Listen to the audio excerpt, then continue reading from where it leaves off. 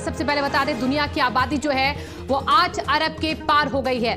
12 साल के अंदर 1 अरब का इजाफा हुआ है। दुनिया में तेजी से बढ़ रही जनसंख्या, धरती पर बढ़ रहा जनसंख्या का बोझ, और देखिए आंकड़ा सामने आया है। धरती पर लगातार जनसंख्या का बोझ जो है वो बढ़ता जा रहा है। दुनिया की आबादी रफ्तार के साथ बढ़ती जा रही है। दुनिया की आबादी 8 अरब के पार अब पहुंच चुकी है। और इसी के साथ देखिए 12 साल के अंदर कहा जा रहा है कि 1 अरब का इजाफा हुआ है। 12 साल के अंदर 1 अरब का इजाफा, तेजी के साथ यहां पर बढ़ रही जनसंख्या।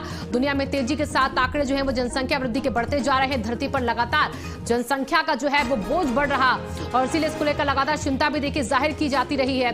दुनिया की आबादी जो है वो अब 8 अरब के पार पहुंच चुकी है। 12 साल के अंदर 1 अरब का बड़ा इजाफा हुआ है। 12 साल के अंदर तेजी के साथ जनसंख्या वृद्धि हुई है, और दुनिया में तेजी से बढ़ रही अभी भी जनसंख्या। इसी के साथ अब धरती पर बोझ लगातार बढ़ता जा रहा, जनसंख्या का बोझ लगातार रफ्तार के साथ बढ़ रहा। और हमारे ब्यूरो चीफ अभिषेक पांडे जुड़ चुके हैं इसी खबर पर और ज्यादा जानकारी के साथ। अभिषेक, आबादी को लेकर, जनसंख्या को लेकर लगातार देखिए मिशन और चर्चाएं रही हैं। अब 8 अरब के पार आबादी, बड़ी चिंता का विषय। जी हाँ, देखिए बहुत तेजी से रफ्तार बढ़ रही है। दुनिया में आबादी बहुत तेजी से बढ़ रही है।